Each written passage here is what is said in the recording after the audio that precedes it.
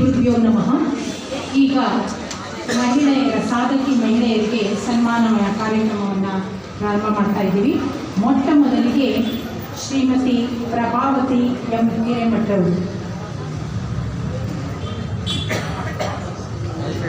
ದಯಮಾಡಿ ವೇದಿಕೆಗೆ ಆಗಮಿಸಬೇಕಾದ ಪ್ರಾರ್ಥನೆ.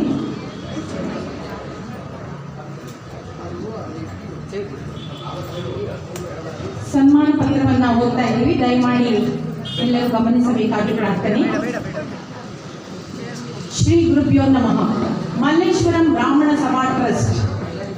ನ್ಯಾಯದ ಪಥ ಕಠಿಣವಾದರೂ ಅದರಲ್ಲಿ ನಡೆದ ಹೆಜ್ಜೆಗಳು ಅಮರವಾಗುತ್ತದೆ. ಅಂತಹ ನ್ಯಾಯಯುತ ಸನ್ಮಾರ್ಗದಲ್ಲಿ ನಡೆಯುತ್ತಾ ಮಾನವೀಯತೆಯ ದೃಢ ಮೌಲ್ಯದ ಸಾಧಕಿಯಾದ ನ್ಯಾಯಮೂರ್ತಿ ಶ್ರೀಮತಿ ಪ್ರಭಾವತಿ ಎಂ ಹಿರೇಮಠ್ ಸಂವಿಧಾನಾತ್ಮಕ ಸೇವೆಯ ಸಾರ್ಥಕ ಪತ್ರಿಕೆ ಎನಿಸಿದ್ದಾರೆ. ದಿನಾಂಕ 4/4/1966ರಲ್ಲಿ ಅವಿಭಕ್ತ ಕುಟುಂಬದಲ್ಲಿ ಜನಿಸಿದರು. ತಂದೆ ದಿವಂಗತ ಜೆ ಮೃತ್ಯುಂಜಯ ಹಾಗೂ ತಾಯಿ ಶ್ರೀಮತಿ ಸುಮಿತ್ರಾದೇವಿ. ಇಂಗಳಹಳ್ಳಿಯಲ್ಲಿ ಪ್ರಾಥಮಿಕ ವಿದ್ಯಾಭ್ಯಾಸವನ್ನು ಮಾಡಿ ಬಾಗಲಕೋಟೆಯಲ್ಲಿ ಪ್ರೌಢಶಾಲಾ ಶಿಕ್ಷಣ ಮುಗಿಸಿ 1986ರಲ್ಲಿ ಕಲಾ ಪದವಿ ಗಳಿಸಿದರು. ತದನಂತರ 1989ರಲ್ಲಿ ಧಾರವಾಡದ ಕಾನೂನು ವಿಶ್ವವಿದ್ಯಾಲಯದಲ್ಲಿ ತಮ್ಮ ಶಿಕ್ಷಣ ಪೂರ್ಣಗೊಳಿಸಿ ವಕೀಲ ವೃತ್ತಿಯನ್ನು ಪ್ರಾರಂಭಿಸಿದರು. ಸಿವಿಲ್ ನ್ಯಾಯಾಧೀಶರಾಗಿ ರಾಜ್ಯದ ಹಲವೆಡೆ ತಮ್ಮ ಅಮೋಘ ಸೇವೆ ಸಲ್ಲಿಸಿ ಕರ್ನಾಟಕ ನ್ಯಾಯಾಂಗ ಅಕಾಡೆಮಿಯ ನಿರ್ದೇಶಕರಾದರು. ತರುವಾಯ ಸರ್ಕಾರದ ಪ್ರಧಾನ ಕಾರ್ಯದರ್ಶಿಯಾಗಿ ಕಾನೂನು, ನ್ಯಾಯ ಮತ್ತು ಮಾನವ ಹಕ್ಕುಗಳ ಇಲಾಖೆಯಲ್ಲಿಯೂ ಕೂಡ ಅಪಾರ ಸೇವೆ ಸಲ್ಲಿಸಿದ್ದಾರೆ. ಪ್ರಧಾನ ಕೌಟುಂಬಿಕ ನ್ಯಾಯಾಲಯದ ಪ್ರಧಾನ ನ್ಯಾಯಾಧೀಶರಾಗಿ ನಿವೃತ್ತಿ ಹೊಂದಿರುತ್ತಾರೆ. ಅಧಿಕಾರಕ್ಕಿಂತ ಮೇಲಿರುವುದು ನ್ಯಾಯ, ನ್ಯಾಯಕ್ಕಿಂತ ಮೇಲಿರುವುದು ಸತ್ಯ ಎಂಬ ಭಾವನೆಗಳ ಗದ್ದಲಗಳ ಮಧ್ಯೆ ವಿವೇಕದ ಸ್ಥೂಲತೆಯ ನ್ಯಾಯವು ಕೇವಲ ಕಾನೂನಿನ ಅಕ್ಷರಗಳಲ್ಲಿ ಬಂಧಿತವಾದ ಪದವಲ್ಲ, ಧರ್ಮದ ಉಸಿರು, ಸತ್ಯದ ಪ್ರತಿಧ್ವನಿ, ಮಾನವತೆಯ ಮಹಾವ್ರತ, ಆತ್ಮಸಾಕ್ಷಿಯ ಅಗ್ನಿ ಪರೀಕ್ಷೆಯ ವೇದಿ ಎಂಬುದನ್ನು ಆಳವಾಗಿ ಅರಿತ ನ್ಯಾಯ ತಪಸ್ವಿನಿ ಇವರು. ಧರ್ಮದ ನಿಷ್ಠೆಯ ದಾರಿಯಲ್ಲಿ ತಮ್ಮದೇ ಆದ ಛಾಪು ಮೂಡಿಸಿಕೊಂಡು ಪ್ರಭೆ ಬೀರಿದ ಪ್ರಭಾವಿ ಮಹಿಳೆ, ಪ್ರತಿಭಾನ್ವಿತ ಸ್ತ್ರೀ ಶ್ರೀಮತಿ ಪ್ರಭಾವತಿ ಎಸ್ ಹಿರೇಮಠರವರ ಧರ್ಮ ತತ್ವದ ಹಾದಿಯನ್ನು ಗುರುತಿಸಿ 2025-26 ಮಹಿಳಾ ವರ್ಷದ ಸಾಲಿನಲ್ಲಿ ನ್ಯಾಯ ಧರ್ಮ ಧುರಂಧರೆ, ನ್ಯಾಯ ಧರ್ಮ ಧುರಂಧರೆ, ನ್ಯಾಯ ಧರ್ಮ ಧುರಂಧರೆ ಎಂಬ ಬಿರುದನ್ನಿಟ್ಟು ಗೌರವಿಸಲಾಗಿದೆ. ಭಗವಂತ ಇವರನ್ನು ಸದಾಕಾಲ ಹರಸಿ ಸನ್ಮಂಗಳವನ್ನುಂಟು ಮಾಡಲಿ ಎಂದು ಹಾರೈಸುತ್ತೇವೆ. ಅಭಿನಂದನೆಗಳು. ಡಾಕ್ಟರ್ ಪಾವಗಡ ಪ್ರಕಾಶ್ ರಾವ್ ಅಧ್ಯಕ್ಷರು, ಶ್ರೀ ಪರಾಭವ ಸಂವತ್ಸರ ವೈಶಾಖ ನವಮಿ, ಶ್ರೀ ಎಸ್ ಕೆ ಕೌಶಿಕ್ ಕಾರ್ಯದರ್ಶಿಗಳು. ಅಭಿನಂದನೆಗಳು.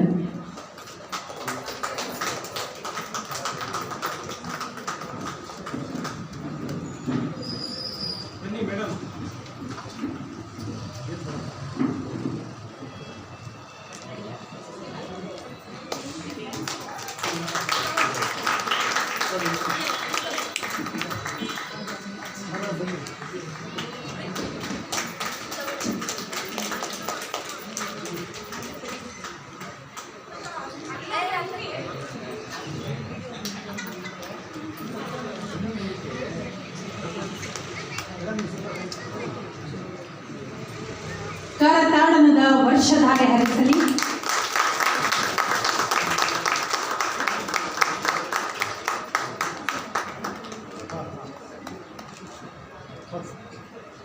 ಸನ್ಮಾನವನ್ನು ಸ್ವೀಕರಿಸಿದಂತಹ ಶ್ರೀಮತಿ ಪ್ರಭಾವತಿ ಎಸ್ ಹಿರೇಮಠ್ ಅವರಿಗೆ ಅಭಿನಂದನೆಗಳು.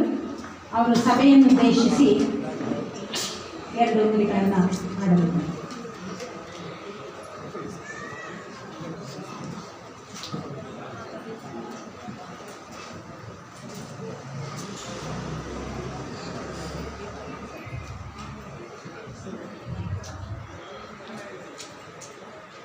ಪ್ರಥಮವಾಗಿ ಅದ್ವೈತ ಸಿದ್ಧಾಂತ ಪ್ರತಿಪಾದಕರಾದಂತಹ ಭಗವಾನ್ ಆದಿಶಂಕರನನ್ನು ಸ್ಮರಿಸುತ್ತಾ ಇವತ್ತಿನ ಈ ಸುಂದರ ಶ್ರೀ ಶಂಕರ ಜಯಂತ್ಯೋತ್ಸವದ ಆಚರಣೆಯ ವೇದಿಕೆಯನ್ನು ಅಲಂಕರಿಸಿದಂತಹ ಎಲ್ಲ ಗೌರವಾನ್ವಿತರಿಗೆ ಹೃತ್ಪೂರ್ವಕ ನಮಸ್ಕಾರಗಳು.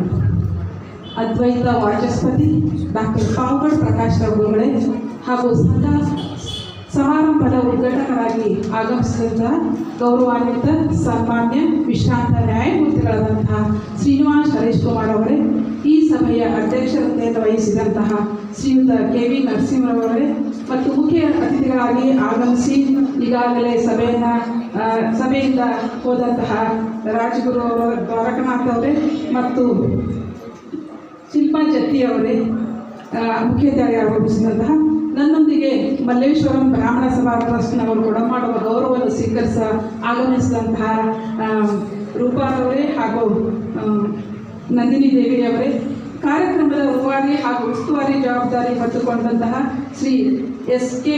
ಕೌಶಿಕ್ರವರೇ, ಮಲ್ಲೇಶ್ವರಂ ಬ್ರಾಹ್ಮಣ ಟ್ರಸ್ಟ್ನ ಎಲ್ಲ ಪದಾಧಿಕಾರಿಗಳೇ, ಈ ಕಾರ್ಯಕ್ರಮದಲ್ಲಿ ಭಾಗವಹಿಸಿದಂತಹ ಎಲ್ಲ ಸಹೋದರ ಸಹೋದರಿಯರೇ, ತಾಯಂದಿರೇ, ಎಲ್ಲರಿಗೂ ಈ ಶುಭ ಸಂಜೆಯ ನಮಸ್ಕಾರಗಳು. ಇವತ್ತು ಮಲ್ಲೇಶ್ವರಂ ಬ್ರಾಹ್ಮಣ ಸಭಾ ಟ್ರಸ್ಟ್ ವತಿಯಿಂದ ನನಗೆ ಕೊಡಮಾಡಿದಂತಹ ಈ ಗೌರವವನ್ನು ನಾನು ಅರ್ಹಳಿದ್ದೇನೆಯೋ ಎನ್ನುವ ಪ್ರಶ್ನೆ ನನ್ನಲ್ಲಿ ಉದ್ಭವಿಸುವಷ್ಟು ದೊಡ್ಡ ಪದಪ್ರಯೋಗದಲ್ಲಿ ನನಗೆ ಪ್ರಶಸ್ತಿಯನ್ನು ನೀಡಲಾಗಿದ್ದು, ಅದರ ಭಾರವನ್ನು ಸಹಿಸಲು ನನ್ನಿಂದ ಇನ್ನೂ ಸಾಧನೆಯ ಅವಶ್ಯಕತೆ ಆಗಬೇಕು ಎನ್ನುವುದು ನನ್ನ ಭಾವನೆ. ಈ ದಿನ ಈ ಕಾರ್ಯಕ್ರಮದಲ್ಲಿ ಭಾಗವಹಿಸಿದಂತಹ ಗೌರವ ಸ್ವೀಕರಿಸಲು ಅವಕಾಶ ಮಾಡಿಕೊಟ್ಟಂತಹ ಗುರುಗಳಿಗೆ ಹಾಗೂ ಟ್ರಸ್ಟ್ನ ಎಲ್ಲ ಪದಾಧಿಕಾರಿಗಳಿಗೆ ಹೃತ್ಪೂರ್ವಕವಾದ ಧನ್ಯವಾದಗಳನ್ನು ಸಮರ್ಪಿಸುತ್ತೇನೆ. ಈ ದಿನ ನನ್ನ ಜೀವನದಲ್ಲಿ ವಿಶೇಷವಾದ ದಿನ ಎಂದು ನಾನು ಭಾವಿಸಿದ್ದೇನೆ. ಅದಕ್ಕೆ ಕಾರಣಗಳು ಎರಡು: ಅದ್ವೈತ ವಾಚಸ್ಪತಿ, ಜ್ಞಾನ ಭಾಸ್ಕರ, ಪ್ರವಚನ ಚಕ್ರವರ್ತಿ, ಸಾಧಕ ಶಂಕರ, ಹೀಗೆ 10 ಹಲವು ಬಿರುದುಗಳನ್ನು ಹೊಂದಿದಂತಹ, ಸಂಸಾರದಲ್ಲಿ ಇದ್ದುಕೊಂಡು ಆಧ್ಯಾತ್ಮ ಜೀವನವನ್ನು ನಡೆಸುತ್ತಿರುವಂತಹ ಗುರುಗಳಾದಂತಹ ಡಾಕ್ಟರ್ ಪ್ರಕಾಶ್ ಪಾವಗಡ್ರವರು ಈ ಒಂದು ಸನ್ಮಾನ ಮಾಡುತ್ತಿರುವುದು ಒಂದು ವಿಶೇಷ. ಇನ್ನೊಂದು ವಿಶೇಷ ಏನೆಂದರೆ, ಕೇವಲ 32 ವರ್ಷಗಳ ತಮ್ಮ ಜೀವಿತ ಕಾಲದಲ್ಲಿ ಇಡೀ ಭಾರತ ಖಂಡಕ್ಕೆ ಅನ್ವಯವಾಗುವ ಸಂಪ್ರದಾಯವನ್ನು ಹುಟ್ಟುಹಾಕಿದ ಶ್ರುತಿ ಸ್ಮೃತಿ ಪುರಾಣಗಳ ಆಶ್ರಯವಾಗಿರುವ, ಲೋಕಕ್ಕೆ ಕಲ್ಯಾಣ ಉಂಟು ಮಾಡುವಂತಹ ಕರುಣೆಯಿಂದ ತುಂಬಿದ ಶ್ರೀ ಶಂಕರ್ ಭಗವತ್ಪಾದರ ಜಯೋತ್ಸವ ಆಚರಣೆಯ ಸಮಾರಂಭದಲ್ಲಿ ನಮಗೆ ಗೌರವ ಸಲ್ಲಿಸುವುದು ಇನ್ನೊಂದು ಹೆಮ್ಮೆಯ ವಿಷಯ ಅಂತ ನಾನು ಭಾವಿಸಿದ್ದೇನೆ. ಕಾರಣ, ಗುರುಗಳಿಗೆ ಹಾಗೂ ಎಲ್ಲ ಪದಾಧಿಕಾರಿಗಳಿಗೆ ಮತ್ತೊಮ್ಮೆ ಮನತುಂಬಿ ಹೃತ್ಪೂರ್ವಕ ಧನ್ಯವಾದಗಳನ್ನು ಅರ್ಪಿಸ್ತಾ ಇದ್ದೇನೆ. ನಾನು ಬಾಲ್ಯದಲ್ಲಿ ಶ್ರೀ ಶಂಕರ್ ಅವರ ಭಗವತ್ಪಾದವರ ಬಗ್ಗೆ ತಿಳಿದುಕೊಂಡದ್ದು ಕೇವಲ ತಾಯಿಯ ಅನುಮತಿ, ಸನ್ಯಾಸವನ್ನು ಪಡೆಯಲು ತಾಯಿಯ ಅನುಮತಿ ಪಡೆಯುವ ಒಂದು ಆ ಪ್ರಸಂಗವನ್ನು ತಿಳಿದುಕೊಂಡಿದ್ದೆ. ನಂತರದ ದಿನಗಳಲ್ಲಿ ಅವರು ಮಂಡನ ಮಿಶ್ರಾರವರೊಂದಿಗೆ ವಾದ ಮಾಡಿ ಮಂಡನ ಮಿಶ್ರಾರವರ ಹೆಂಡತಿಯೇ ನಿರ್ಣಾಯಕರಾಗಿ ಪಾತ್ರ ವಹಿಸಿದವನ್ನು ತಿಳಿದುಕೊಂಡಿದ್ದೆ.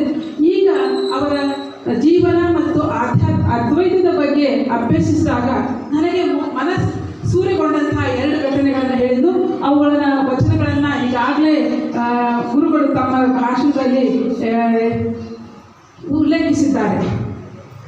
ಶ್ರೀ ಶಂಕರ್ ಅವರು ತಮ್ಮ ಗುರುಗಳ ಆಶೀರ್ವಾದ ಪಡೆದು ಕಾಶಿಗೆ ಹೋದಂತಹ ಒಂದು ಪ್ರಸಂಗ. ಕಾಶಿಗೆ ದೇವಸ್ಥಾನಕ್ಕೆ ಹೋಗುವಾಗ ದಾರಿಯಲ್ಲಿ ಒಬ್ಬ ಅಸ್ಪೃಶ್ಯ ಚಾಂಡಾಲ ವ್ಯಕ್ತಿಯು ದಾರಿಯಲ್ಲಿ ಎದುರಿಗೆ ಬರಲು ಅವನಿಗೆ ಪಕ್ಕಕ್ಕೆ ಸರಿಯಲು ಹೇಳ್ತಾರೆ. ಆಗ ಆ ವ್ಯಕ್ತಿ ಚಂಡಾಲ ಕೇಳ್ತಾನೆ, ಯಾರಿಗೆ ಹೇಳಿದ್ದು? ದೇಹಕ್ಕೋ ಆತ್ಮಕ್ಕೋ ಅಂತ.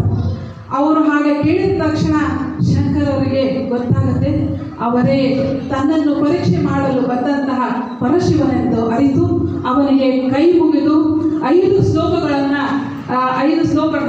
ಅವನನ್ನು 5 ಶ್ಲೋಕಗಳಿಂದ ಸ್ತುತಿಸ್ತಾರೆ. ಅದು ಈಗಾಗಲೇ ಮನೀಷಿ ಪಂಚಕವೆಂದು ಪ್ರಸಿದ್ಧವಾಗಿದೆ. ಅದನ್ನು ಉದಾಹರಿಸನೆ ಸಹ ಮಾಡಿದ್ರು. ಇನ್ನೊಂದು ಪ್ರಸಂಗ ಅಂದರೆ ಸೂರ್ಯ, ಗಣಪತಿ, ಅಂಬಿಕಾ, ಶಿವ, ವಿಷ್ಣು ಮತ್ತು ಸ್ಕಂದ ಇವರ ಆರಾಧಕರು ಪರಸ್ಪರ ತಾನು ಮೇಲೆಂದು ಜಗಳವಾಡುತ್ತಿದ್ದನ್ನು ನಿಲ್ಲಿಸಿ ಅವೆಲ್ಲವೂ ಒಬ್ಬನೇ ಈಶ್ವರನ ಬೇರೆ ಬೇರೆ ರೂಪಗಳನ್ನು ಆರಾಧಕರನ್ನು ಒಪ್ಪಿಸಿ ಈ 6 ದೇವತೆಗಳು ಪರಸ್ಪರ ವಿರೋಧವಿಲ್ಲದೆ ಪೂಜಿಸಬೇಕೆಂದು ನಿಯಮ ಮಾಡಿ ತಾವು ಉಪಾಸನೆ ಮಾಡುವ ದೇವತೆಯನ್ನು ಮಧ್ಯದಲ್ಲಿಟ್ಟು ಉಳಿದ ದೇವತೆಯನ್ನು ಪರಿವಾರವೆಂದು ಪೂಜಿಸುವುದು ಕಾರಣ ಶ್ರೀ ಶಂಕರ್ ಅವರಿಗೆ ಷಣ್ಮತ ಸ್ಥಾಪಕರೆಂದು ಹೇಳುತ್ತಾರೆ. ಇದನ್ನು ಸಹ ಗುರುಗಳು ತಮ್ಮ ಭಾಷಣದಲ್ಲಿ ಉದ್ಧರಿಸಿದರು. ಉತ್ತರ ಕನ್ನಡ ಜಿಲ್ಲೆಯ ಕುಮಟಾ ತಾಲೂಕಿನ ಕಲ್ಲೆಪ್ಪೆ ಗ್ರಾಮದ ನಂದಿಕೇಶ್ವರ ದೇವಾಲಯದಲ್ಲಿ ಈ ಎಲ್ಲ ಮೂರ್ತಿಗಳನ್ನು ನಾವು ಈಗಲೂ ಸಹ ನೋಡಲು ಅವಕಾಶವಿದೆ. ಇನ್ನೊಂದು ನನ್ನ ಒಂದು ಅನುಭವವನ್ನು ಹೇಳಬೇಕು ಅಂತ ಹೇಳಿದರೆ, ಈಗ 16-17 ವರ್ಷಗಳ ಹಿಂದೆ ನಾನು ನನ್ನ ಕುಟುಂಬ ಸದಸ್ಯರು ಹಾಗೂ ನಮ್ಮ ಸಹೋದ್ಯೋಗಿ ನಿವೃತ್ತ ನ್ಯಾಯಾಧೀಶರಾದಂತಹ ಮುದ್ಗಲ್ ಮೇಡಮ್ ಅವರು ಕೂಡ್ಕೊಂಡು ಕೇರಳದ ಪ್ರವಾಸಕ್ಕೆ ಹೋದಾಗ ಅವರು ಶ್ರೀ ಭಗವತ್ಪಾದ ಶಂಕರರ ಜನ್ಮಸ್ಥಳವಾದ ಕಾಲಡಿಗೆ ಭೇಟಿ ಕೊಟ್ಟಿದ್ವಿ. ಅಲ್ಲಿ ಹೋದಾಗ ನಮಗೆ ಅದು ಆ ದೇವಾಲಯ ಆರಂಭ ದೇವಿಗೆ ಸಮರ್ಪಿತವಾಗಿತ್ತು ಎನ್ನುವುದು ಗೊತ್ತಾಯಿತು.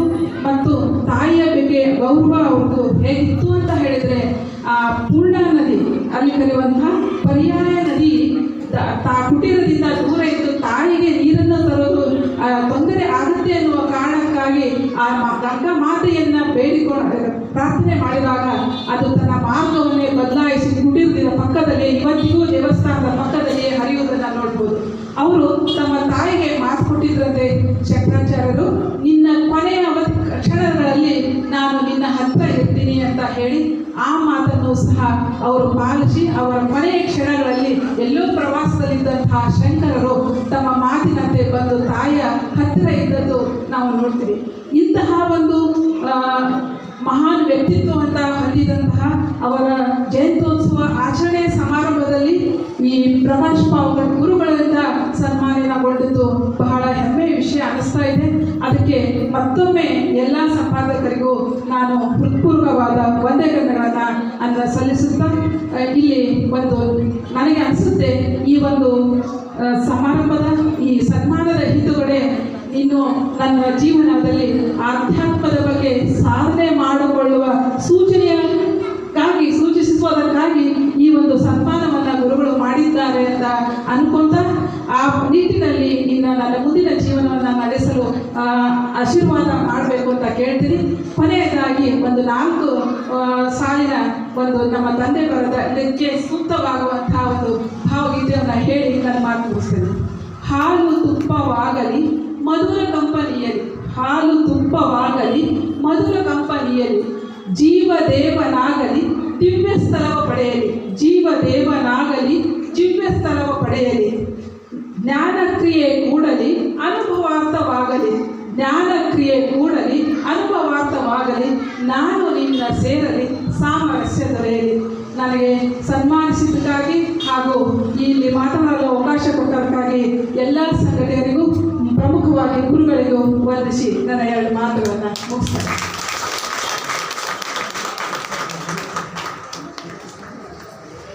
ನ್ಯಾಯಮೂರ್ತಿ ಶ್ರೀಮತಿ ಪ್ರಭಾವತಿ ಎಂ ಹಿರೇಮಠ ಅವರಿಗೆ ಹೃತ್ಪೂರ್ವಕ ಧನ್ಯವಾದಗಳು. ಶ್ರೀಮತಿ ರೂಪಾ ಅವರು ದಯಮಾಡಿ ವೇದಿಕೆಗೆ ಆಗಮಿಸಬೇಕು.